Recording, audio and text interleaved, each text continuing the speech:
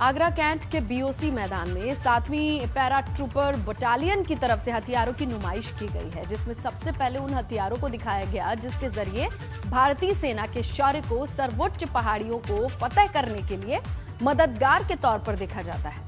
चाहे 50 metre rope हो, 30 metre rope हो, बॉडी जैकेट हो या घुटने कोहनी की सुरक्षा के लिए बनाए गए गार्ड हों। इसके अलावा कैमोफ्लाज के लिए बनाया गया एक ऐसी चीज भी सामने आई जो सैनिक पहाड़ चढ़ते समय खुद के आसपास के वातावरण से अपने आप को इसी में छुपा लेते हैं। छद्म आवरण होता है ताकि दुश्मनों को पता ना चले। हिंदुस्तान की सेना अपने हौसले, अपने जुनून और अपने जज्बे के लिए पूरी दुनिया में सबसे मजबूत सेना मानी जाती है। एक तरफ हौसला और जुनून के साथ साथ दूसरी तरफ एक से एक बेहतरीन हथियार। आप देख सकते हैं जो जिप्सी आपको नज़र आ रही है युद्ध के मैदान में, ये बहुत महत्वपूर्ण भूमिका में रहती है।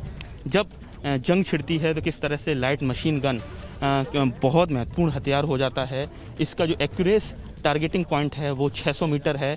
600 मीटर तक ये अपने कहा जाए दुश्मन को सीधे टारगेट करती है और 1000 मीटर तक इसकी रेंज होती है। वहीं दूसरी तरफ आप जो एंटी गाइडेड टैंक मिसाइल देख रहे हैं, ये भी इसकी जो एक्यूरेसी है वो 2000 मीटर तक है, यानी 2 किलोमीटर तक कोई भी टारगेट है उसको सीधे ये anti guided tank missile hit करती है। तो ऐसे में जब युद्ध का मैदान होता है, जो बॉर्डर का इलाका हो, जब लगातार फायरिंग हो रही होती है, तमाम बड़े टारगेट को हिट करना होता है, तो ये जो जिप्सी है वो बहुत ही महत्वपूर्ण कहा जाए एक तरह से हथियार के तौर पर काम करता है, जिसमें 3 लोगों की क्रू मेंबर होते हैं, जिसमें पायलट, रिजर्व पायलट और डेट कमांडर होते हैं। तो ऐसे में ये आपको नज़र आ रहा है किस तरीके से कोई टैंक है उसको ध्वस्त करना है।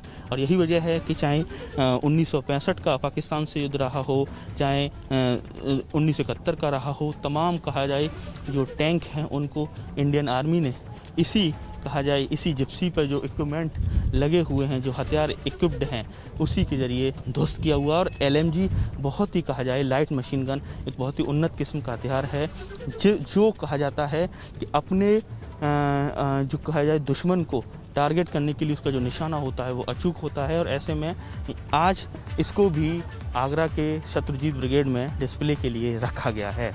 आगरा से नितिन उपाध्याय, ABP गंगा। पर देश के बंटवारे को लेकर 30 अभी खत्म नहीं हुए, जिसका दर्द PM मोदी के ट्वीट में भी झलकता है।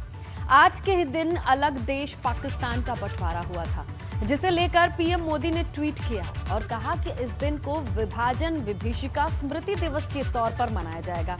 प्रधानमंत्री ने लिखा कि देश के बंटवारे का दर्द कभी भुलाया नहीं जा सकता, क्योंकि इसके लिए लाखों लोगों को अपनी जान गंवानी पड़ी थी।